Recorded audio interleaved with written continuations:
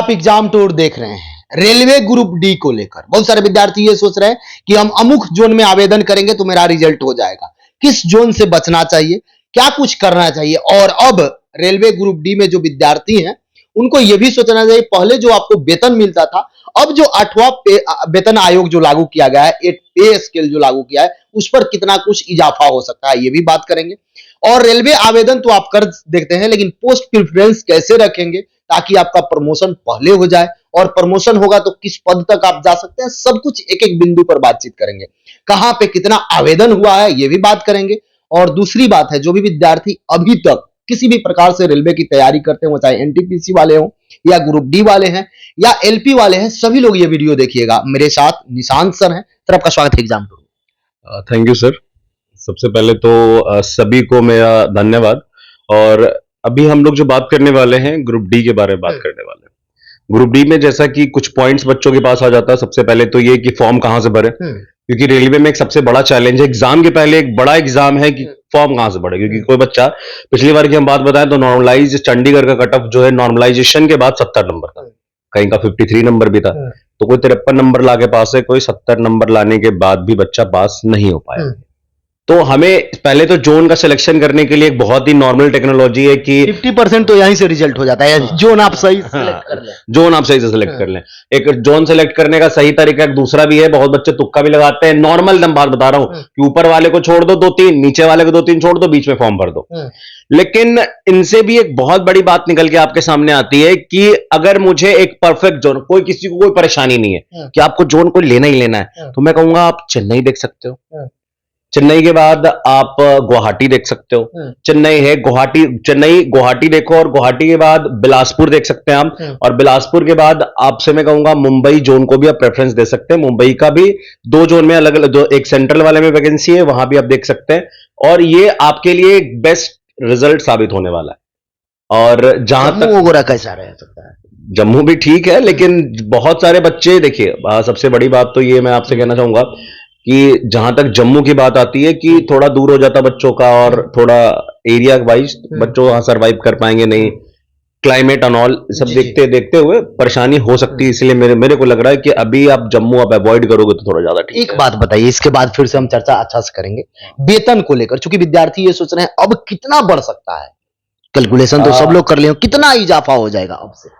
अगर 7th पे commission जब आया था पिछली बार, 2016 की बात मैं कर रहा हूं, तो लगभग 2 टाइम्स वैकेंसी, जब 2 टाइम्स उन लोगों का वेतन हो गया था। इस बार कितना भी होगा तो 1.8 से ऊपर ही होगा, मतलब 2 गुने से थोड़ा कम ही मान के चलिए, लेकिन हो जाएगा। ग्रुप डी वाले, अभी एक बच्चे की सैलरी स्लिप मेरे पास थी, मैं आपको दे भी दूंगा कि आप शो कर दे। लगभग 30,000 के आसपास उसका पे बन रहा था, लेकिन मेरे ख्याल से जब 8 पे कमीशन आएगा तो 48-50 के अराउंड पेमेंट हो जाएगा। अब यहीं रोकेंगे। अगर बिहार में विद्यार्थी शिक्षक बनते हैं 11-12 के, वो भी इतना वेतन नहीं उठाते हैं, उनका भी अगर ग्रुप डी में आप जाते हैं, ग्रुप डी को आप हल्का में ना लें, आवेदन जरूर करें। आवेदन कितना हो सकता है, पिछला बार कितना आवेदन था, कुछ अनुमानित? पिछले बार 1.3 करोड़ आवेदन था और वैकेंसी आई थी 1,03,000 के आसपास। एक सीट पे 125 बच्चे फाइट कर रहे थे। इस बार के आवेदन कितना भी कम चला गया, देखिए तो 60-70 लाख पहुंच जाएगा, लोग फॉर्म भर रहे हैं। और वैकेंसी अभी आपको पता है, बहुत सारे लोग कह रहे हैं वैकेंसी इंक्रीज करेगा। देखिए, वैकेंसी इंक्रीज करे तब भी ठीक है और ना करे तब भी ठीक है। अब आप मेरे से ये पूछेंगे क्यों ठीक है। आज के पहले रेलवे कभी एग्जाम कैलेंडर लॉन्च नहीं किया, पहली बार एग्जाम कैलेंडर लॉन्च किया लास्ट ईयर 2024 में।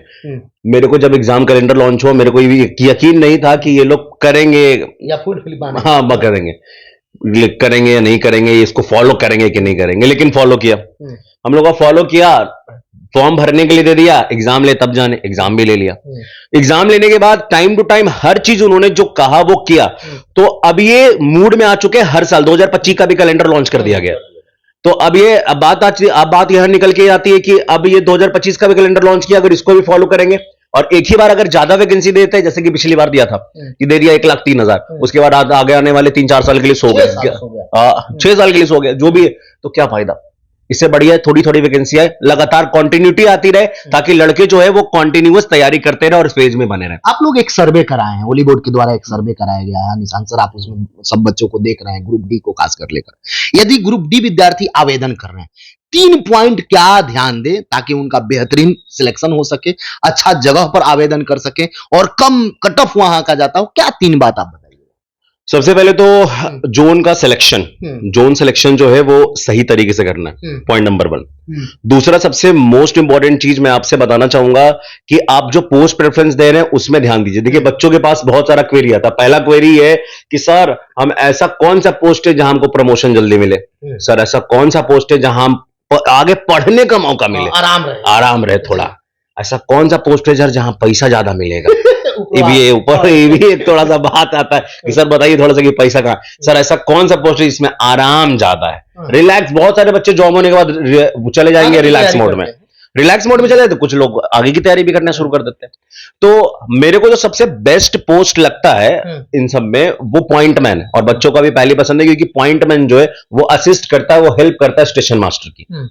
अब जो स्टेशन मास्टर को हेल्प कर रहा है उसका प्रमोशन होते होते होते वो स्टेशन मास्टर तक पहुंच जाता है रिटायर से पहले। हाँ, रिटायरमेंट से पहले, एग्जैक्टली, बिल्कुल। और जहां तक बात आती है, कुछ बच्चे ऐसा जो सोचते हैं कि सर थोड़ा आराम वाला काम मिले, तो मेरे को लगता है कि यहाँ पे जो टीएल और एसी वाला है जिसमें ट्रेन के लाइट और एसी को देखना होता है, अगर वर्कशॉप में करेंगे तो उनको 9 to 5 जॉब होगा, और एक जो होगा ट्रेन में होगा, उन्हें ट्रेन लेके जाना होगा, तो उनमें थोड़ा सा उनको ट्रेन के साथ जाना पड़ता है, उनको बाहर भी रहना पड़ सकता है थोड़ा दिन, तो उनका स्टाइपेंड उसी हिसाब से बनता है, तो वहां सैलरी भी ठीक ठाक मिलती है।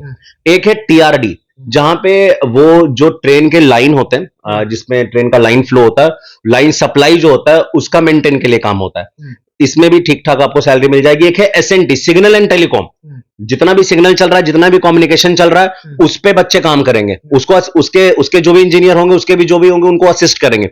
सिग्नल फेलियर पे कभी भी आपको आना पड़ सकता है, अच्छा खासा यहाँ पे सैलरी मिल जाएगा। जब सिग्नल फेलियर होता है तो थोड़ा ठीक ठाक उनको पेमेंट वगैरह मिल जाता है। बहुत सारे बच्चे आप भी देखते होइएगा, बहुत बच्चे क्या होते हैं ग्रुप जी ज्वाइन करेंगे, लेकिन 2-3 माह 4 माह कुछ ऐसा काम है जो नहीं हो पाता है। बच्चे तो यहाँ बैठ के पढ़ते हैं, टेबल कुर्सी पर पढ़ते हैं, वहां पे जाने के बाद काम कुछ अलग हो जाता है, छोड़ के चले आते हैं।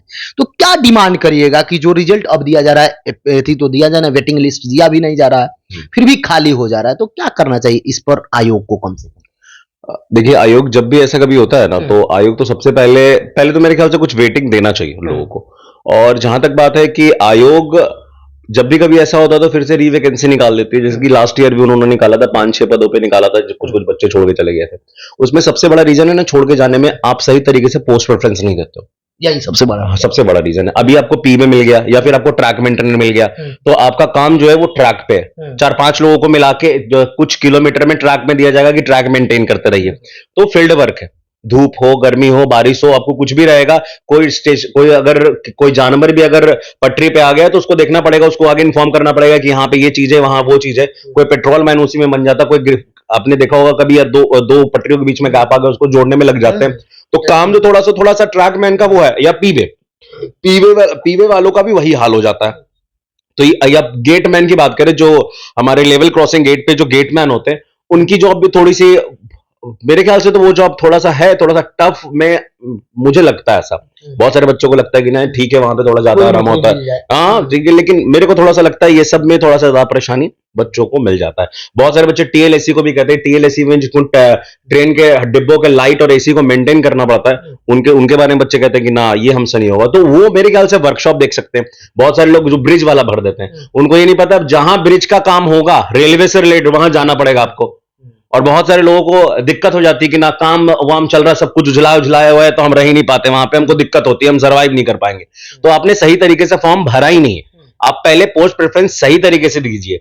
मैंने जो बताया, आप पहले अपने आप को देखिए। अगर आपको लगता है कि हम 9 to 5 जॉब करने वाले डेस्क वाले, तो आप चुपचाप वर्कशॉप वाला पहले दीजिए प्रेफरेंस। आप दे देंगे यहाँ पे, आपने पहले नंबर पे गलती से ट्रैक मेंटेनर भर दिया और आप सोचिएगा कि आपको डेस्क पे जॉब मिले, कभी पॉसिबिलिटी है ही नहीं।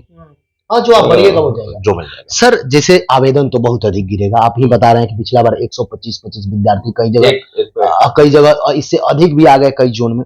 सर इस बार जिस तरीका से लेवल है, प्रश्न भी बदलेंगे, सब कुछ पैटर्न भी बदल रहा है, हर चीज बदल रहा है। अब रहा बात विद्यार्थी जो आवेदन कर दिए, बहुत सारे विद्यार्थी आवेदन करने के बाद टेस्ट सीरीज को लेकर परेशान हो जाते हैं, क्लासेज को लेकर परेशान हो जाते हैं। कई सारे ऐसे विद्यार्थी होते हैं जो गरीब तबके के आते हैं। कई सारे विद्यार्थी आप देखिएगा पटना में ग्रुप डिस्कशन करते हैं, कोई कहीं कहीं करते हैं। उन लोगों के लिए आप लोग कोई ऐसा व्यवस्था दें, कोई ऐसा काम करें, क्योंकि आप शिक्षक हैं और समाज निर्माता भी हैं, स्टूडेंट के करियर बनाते हैं, क्या कुछ है ऐसा कुछ? बिल्कुल है सर। सबसे पहले तो हर शनिवार और रविवार को हमारे यहाँ फ्री टेस्ट सीरीज चलता है, फ्री ऑफ कॉस्ट, जिसका सॉल्यूशन तुरंत नहीं मिलेगा। शाम के 7 बजे संडे को, जब जिस दिन भी संडे, शाम को 7 बजे उसका रिजल्ट फ्लोट किया जाएगा। एक संडे को ग्रुप डी का, सैटरडे संडे एनटीपीसी और वेंसडे थर्सडे आपका ग्रुप डी। ये बार और बता दीजिए। सैटरडे संडे को आपका एनटीपीसी का फ्री टेस्ट चलने वाला है और थर्सडे और वेडनेसडे थर्सडे को ग्रुप डी का फ्री टेस्ट चलने वाला है। टेस्ट दीजिए, 7 बजे के बाद आपको सॉल्यूशन भी मिलेगा। यही नहीं, एनटीपीसी का हम लोग प्योर लाइव उसका सॉल्यूशन बोर्ड पे करवा देते हैं। अगर संडे को खत्म हुआ, मंडे, जैसे कि मंडे है, मंडे को हम लोग वो सेम चीज करवा देते हैं। सर आईटीआई नॉन आईटीआई वाला, अभी भी विद्यार्थी परेशान है, कोर्ट में केस भी चल रहा है, सुप्रीम कोर्ट में मामला है, कई सारे विद्यार्थी सोच रहे हैं ये क्या कुछ मामला है, थोड़ा सा इस पर बताएं। पहले इन लोगों ने लास्ट ईयर कहा था कि आईटीआई जो बच्चे करेंगे उनको ही हम ग्रुप डी में फॉर्म भरने का इजाजत देंगे, और ये भी बात हुई थी कि इसमें 80% आईटीआई वाले भरेंगे, 20% जो है वो 10th वाले भी भर सकते हैं। अब हो गया कि आईटीआई को साफ हटा दिया। अब इसमें दिक्कत देखिए, सबसे पहली बात है कि हर चीज में दिक्कत है। पिछले बार आईटीआई कर रहा था तब भी दिक्कत हो गई थी, इस बार आईटीआई नहीं किया तब भी दिक्कत हो गई है। आईटीआई वालों का फ्यूचर अंधकार में नहीं गया है। अब बोलने के लिए, चिल्लाने के लिए तो कोई भी चिल्ला रहा है कि अब आईटीआई वालों का फ्यूचर अंधकार में चला गया। यहां पे दिक्कत ये होगी कि कुछ लोग जो है वो डायरेक्ट कुछ भी होता है मुद्दा उठा के बैठ जाते हैं, आगे चल जाते हैं ताकि हम फेमस हो जाएंगे। अरे आप फेमस होने के चक्कर में किसी का करियर बर्बाद कर दीजिएगा। 23 तारीख तक फॉर्म है, यहां आधार कार्ड से ओटीपी नहीं आ रहा, आयोग को कोई फर्क नहीं पड़ेगा। सीधे 23 तारीख को फॉर्म गिरना बंद कर देगा कि हाँ भाई चलो हो गया, जितना फॉर्म भराया एग्जाम देने चलाइएगा। आपके लड़ने न लड़ने से आपका टाइम वेस्ट हो रहा है। आप चले जाइएगा कोर्ट में, आप चले जाइएगा, आप उनके पीछे पीछे हो हंगामा करिएगा। काहे करिएगा कि 10th वाले फॉर्म नहीं भर पाए। क्या किसी को, देखिए अगर 10th वाले ये बात बोलते कि हमको फॉर्म भरे नहीं दिया जा रहा, हमको भी मौका दीजिए सर, तब हम मानते। अरे आपके अंदर काबिलियत होगी, आप फाइट करिएगा, निकलिएगा। अभी आपके पास जो है उसी में आपको आगे बढ़ना है। तो इस बात को सबसे पहले आप याद रखिए कि आपके पास जो भी चीजें चल रही हैं, जो भी पॉइंट्स आपके पास है, उनको लेके आगे बढ़ना है। तैयारी पे ध्यान दीजिए, इधर उधर की बातों को छोड़ दीजिए। 10th वाला है और बढ़िया है, थोड़ा कंपटीशन बढ़ेगा, हम फाइट करेंगे, हम और मेहनत करेंगे। एक बात याद रखिए, ग्रुप डी वाले किसी भी हाल में आप ग्रुप डी के लिए नहीं मेहनत करिएगा, आप अपने जोन के लिए मेहनत करिएगा। अगर आप किसी डेंजर जोन से फॉर्म भरते हैं, ऐसे कोई जोन डेंजर कौन है? मान ले सर आप बोले डेंजर, सबसे डेंजर कौन हो सकता है? देखिए सर, एक बात हम आपको बता दें कि कोई जोन डेंजर और कोई जोन बढ़िया होता ही नहीं है। हाँ, तो हम बता देते हैं। हम आज अगर बोल दिए कि जानते हैं दिल्ली जोन ना सबसे ग्रीन जोन है, सबसे आपके चैनल पे लोग देखना स्टार्ट कर दिए। मान लिया जाए कि 1-2 लाख आदमी देख लिया, 1-2 लाख आदमी चला, दिल्ली बहुत बढ़िया जोन है, भर दो, उन्हें भीड़ बढ़ गया, वही डेंजर हो गया। तो ऐसा बोलना भाई कभी कुछ हो ही नहीं सकता। ऐसे डेंजर की क्या बात बोले।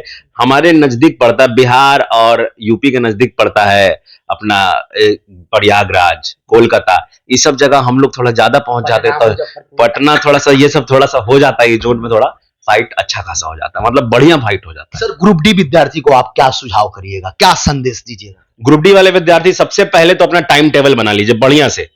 एकदम सुबह उठिए, एकदम फ्रेश होके मुंह में ब्रश करिए और चुपचाप चाय की शुरुआत आपकी होनी चाहिए करंट अफेयर के साथ। डेली करंट अफेयर पढ़ लेना है। उसके बाद नॉर्मल आप नया, पहले तो अपना सिलेबस खत्म करना है नॉर्मल तरीके से, अच्छे से सिलेबस खत्म करना है। और नया पढ़ने से ज्यादा पुराना चीज पे ध्यान देना बहुत ज्यादा जरूरी है। आप नया पढ़ने को छोड़िए, पहले पुराने बातों को ध्यान दीजिए, जो आप पहले पढ़ चुके उसका रिवीजन करिए। साइंस को फोकस करिए, आप अपने मैथ्स को फोकस करिए, अपने रीजनिंग को फोकस करिए, जीके जीएस को फोकस करिए, और डेली एक शेड्यूल बनाइए कि हमको ये करना है। ऐसा मत बनाइए कि 7 बजे उठना है, 7 बजे कोई नहीं उठता है। अगर हम ही को उठना है 7 बजे, हम प्लान बनाते हैं कि 7 से 8 मैथ पढ़ेंगे, 8 से 9 रीजनिंग पढ़ेंगे, अलार्म लगा लेगा सुबह 6 बजे, 6, 5, 6, 10, 6, 15, अलार्म को बंद करके सोचेगा कि 5 मिनट और सोते हैं। अब फिर 7 बजे का रूटीन है, उठेगा 7:30 में, सोचेगा चलो आज का रूटीन फॉलो नहीं हुआ, कल फॉलो करते हैं, तो एकदम गड़बड़ा जाता है, एकदम करिए ही नहीं। आप डेली का प्लान बनाइए, आप अपना मोबाइल का कैलेंडर खोलिए, उसमें लिख दीजिए, कैलेंडर में डिफॉल्ट कैलेंडर में टाइमिंग करिए कि कल भाई हमको क्या क्या करना है, कल हमको हिस्ट्री का रिवीजन करना है, कल हमको मैथ का परसेंटेज खत्म कर देना है, वो खत्म करना है, कखनी खत्म करना ही नहीं है, लेकिन रात के पहले खत्म कर देना है, टाइम टेबल नहीं, खत्म करना है, इतना करना है, क्योंकि आप बंद ही नहीं पाइएगा। अरे हम लोग अगर अच्छे से बंद पाते तो ऑब्वियस सी बात है, डिफेंस में सबसे ज्यादा होती है डिसिप्लिन, वो लोग फॉलो कर पाते हैं, लेकिन वो लोग फॉलो इसलिए कर पाते हैं क्योंकि वो सिस्टम बना हुआ है। आप हमारे और आपके पास ऐसा सिस्टम नहीं है, घर में ऐसा नहीं है कि कोई आ जाएगा कहेगा चलो चलो पढ़ो, चलो देखो ये टाइम हो गया करो, और हम लोग भी थोड़ा कंफर्ट जोन में जा जाते हैं, और हमारा दिमाग अगर चीजों को सही तरीके से अडॉप्ट नहीं करेगा, हमारे दिमाग में चला गया कि आज पढ़ना है, तो कहाँ पढ़ना है तो पता नहीं, लेकिन हमारे दिमाग में चला गया कि आज हमको ये खत्म करना है, तब तो एक टारगेट सेट हो गया, लेकिन हमारे दिमाग में कि इतने से इतना है, इतने से इतना नहीं पढ़ना है, इतने से इतना नहीं पढ़ना है, अब वो मिस हो जाता, तो हमारा दिमाग कहता है भाई तुम मिस कर दियो भाई, अब वो चीज फॉलो मतलब इतना जो आप बात बोले शुरू से लेकर, यदि जोन सिलेक्शन की बात हो, पोस्ट प्रेफरेंस की बात हो, वेतन की बात हो, काम करने की बात हो, कैसे आप हैं, कहां आवेदन करेंगे, ये सब कुछ ध्यान में रखा जाए, पढ़ाई का जो आपने बात किया, तो सिलेक्शन पक्का एग्जैक्टली हो जाएगा। सिलेक्शन होना ही होना तय है। देखिए चलता हूं राह पे चलने में माहिर बन जाऊंगा, या तो मंजिल मिल जाएगी, नहीं तो अच्छा मुसाफिर बन जाऊंगा। अरे भाई जरा मना अगर चूक भी गया, भगवान ना करे, हम दिल से नहीं चाहेंगे कि जरा मना भी चूक भी गया, 1% से भी तुम अगर 0.11 से भी चूक गए तो अगली बार नहीं छोड़ेंगे। एनटीपीसी पड़ा हुआ है, एनटीपीसी है, ग्रुप डी है, हम अगली बार की बात बोल रहे हैं कि भगवान ना करे ऐसा हो। मेरी बात को नेगेटिव सेंस में मत लीजिएगा, पॉजिटिव लीजिएगा। तैयारी बेकार एकदम हाँ, तैयारी बेकार कैसे हो जाएगा, तैयारी बेकार होना ही वाला। अरे अच्छा है कि कम वैकेंसी आया, अगले साल फिर आएगा, बार बार आएगा, आपको नहीं सबको फायदा होगा। याद रखिएगा, सबका भला होगा तो आपका भी भला होगा। देखिए एक बात बता रहे हैं, एक ग्रुप डी को लेकर, ठोस ग्रुप डी के विद्यार्थी जो भी हैं, 3 मंथ ठीक तरीका से लग जाए और ग्रुप डी आप बन जाए। ग्रुप डी अब ग्रुप डी नहीं रहा, अब ग्रुप सी उसको मानिए आप। और दूसरा बात है, बिहार सरकार में यदि आप शिक्षक बन रहे हैं, थोड़ा सा काम अलग है, लेकिन इसमें आप 10+2 के भी शिक्षक बनिएगा, उतना वेतन नहीं उठा पाइएगा जितना ग्रुप डी में आप एक एग्जाम देकर उठा सकते हैं। तो उसके लिए 90 दिन का एक रणनीति पर वीडियो मैं बनाऊंगा, उस वीडियो को जरूर देखिएगा। सर समय देने के लिए बहुत बहुत धन्यवाद। Thank you very much.